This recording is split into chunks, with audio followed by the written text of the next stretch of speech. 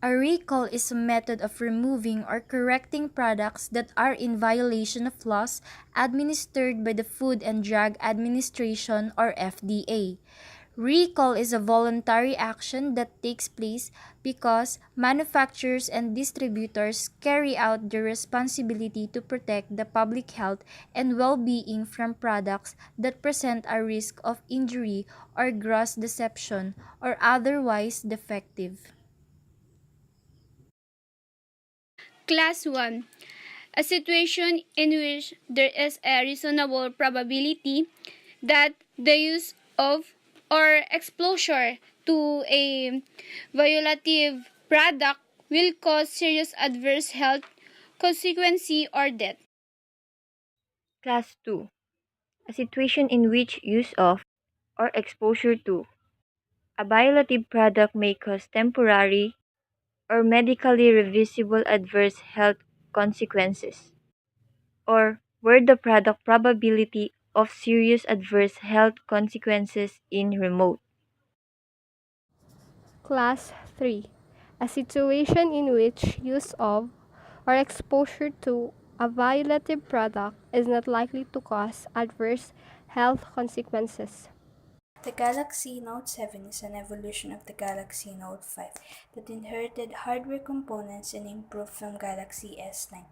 Demand for the Galaxy Note 7 on launch was high, breaking pre-order records in South Korea and causing international releases to be delayed on some markets due to supply shortages. The Galaxy Note 7 also received positive reviews from critics, praising the quality of its construction, HDR support, as well as a streamlined interface. Although it was planned for its high price and increased similarities in overall specification to the main Galaxy S series phones. On September 2, 2016, Samsung suspended sales of Galaxy Note 7 and announced an informal recall after it was found that a manufacturing defect in the phone batteries had caused some of them to generate excessive heat, resulting in fires.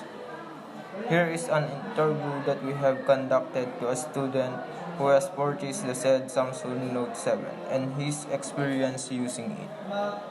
So what are the key features of Samsung Note 7 made you consider in purchasing it? I bought Samsung Note 7 because of its features like you can write anything on the screen. It has an iris recognition also.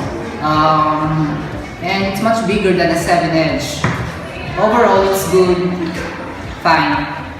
So the second question, sir, is how long were you using the product from the time you purchased it, you knew the malfunction? 1 week after I purchased it and until I knew about the malfunction. What did you do when the product malfunctioned in your end? Why?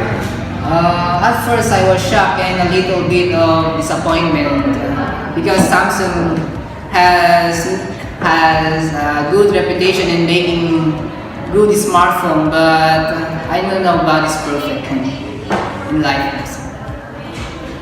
How did the company respond to the problem?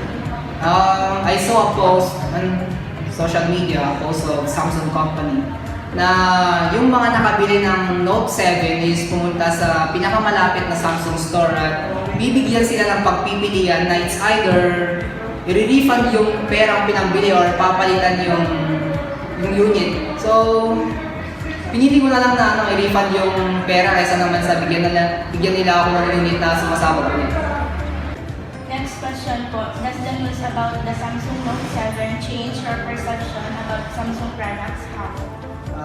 Yes, because I become doubtful on the product that they are offering because at the first place, Samsung user talaga ako, solid.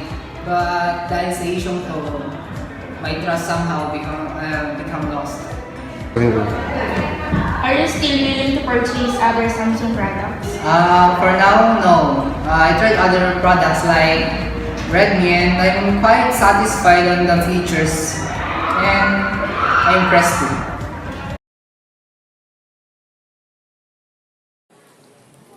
Product recall break the trust of consumers that leads to lower customer demand, which then leads to lesser sales that affect the financial stability of the company. So, the company has to lessen their spending, which also leads to higher possibility of product defects and results to more product recall.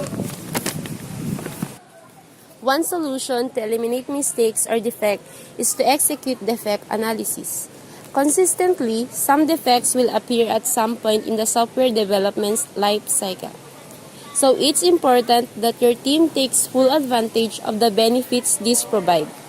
Specifically, a defect presents the opportunity to perform deep analysis on the affected components of the software and make improvements to all areas that were impacted. As conclusion, Samsung has finally revealed the cause of those Galaxy Note 7 explosions. Following some pretty high-profile fires and explosions, the South Korean manufacturer led in an in-depth investigation after production ended on what briefly held as the top spot of the king of smartphones. In short, the two unnamed suppliers of battery are to blame. These manufacturing defects and design flaws saw the battery manufacturer not supplying enough space in the battery pouch and an improper contact between the positive tab and the negative electrode. In layman's term, these issues led to the two recalls and contributed to the death of Note 7. Thank you!